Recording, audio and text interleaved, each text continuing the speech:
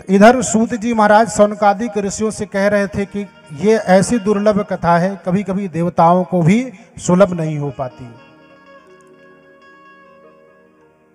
तो शौनकादिक ऋषियों ने सूत जी महाराज से प्रश्न किया, भगवान मेरी समझ में नहीं आया, आप क्या कह रहे हैं। सुंदर उदाहरण देते हैं, कहते हैं कि जब राजा परीक्षित को तक्षक श्राप, आगे आप कथा में श्रवण करेंगे, श्राप लगा था डसने का।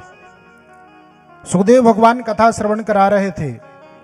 देवता लोग अमृत, समुद्र मंथन से निकला हुआ जो अमृत का कलश था वो देवताओं के पास था।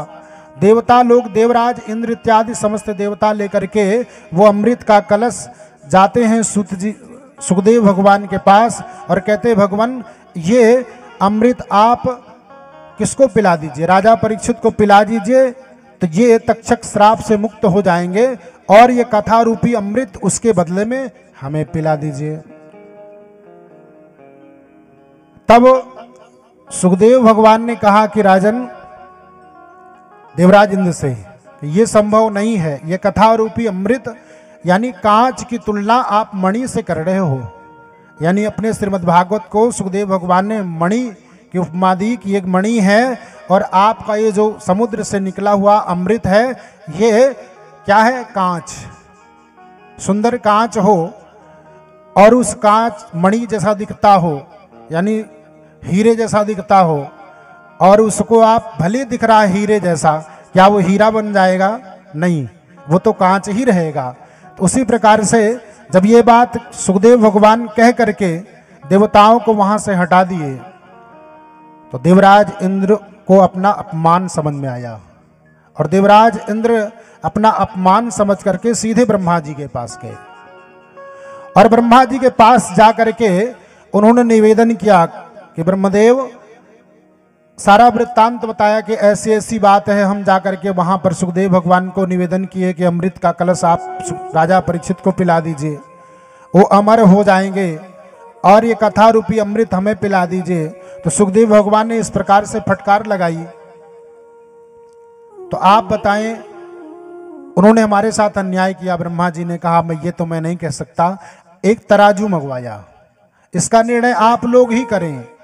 एक तराजू मंगाया, 2 पलड़े थे तराजू में, और एक पलड़े पर श्रीमद् भागवत जी को रख दिया, विराजमान कर दिया, और एक पलड़े में समस्त संपूर्ण जो धर्म यज्ञ आदि कार्य, संपूर्ण ग्रंथ, संपूर्ण पुण्य को रख दिया, और कथा रूपी अमृत का जो कलश है उसको भी उसी में विराजमान कर दिया।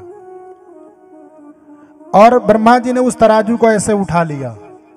ब्रह्मा जी ने कहा, आप लोग जरा विचार करके गौर से देखें, आप ही निर्णय करें कि कौन भारी है, किसमें ज्यादा वजन है।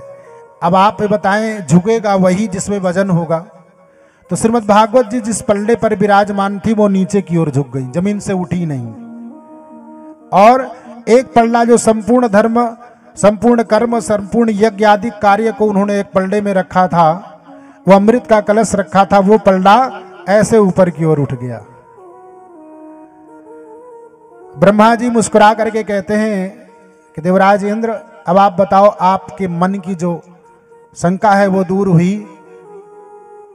देवराज इंद्र समस्त देवता सहित पुष्पों की वर्षा करके, भगवान को प्रणाम करके, ब्रह्मा जी को प्रणाम करके, सुखदेव भगवान को प्रणाम करके, और वही नतमस्तक हो गए कि ये हमारा जो कलश रूपी अमृत है उस कथा रूपी अमृत के सामने बिल्कुल बराबरी नहीं कर सकता। ये वो कथा रूपी अमृत आपको आज श्रीमद् भागवत कथा रूपी अमृत बड़े देव स्वामी जी की इस प्रांगण में सुनाया जा रहा है। इतनी महिमा है। देवराज इंद्र को हटा दिया वहां से, देवराज इंद्र चले गए। अपनी शंका दूर करके देवराज इंद्र ने भगवान की मंगलमय कथा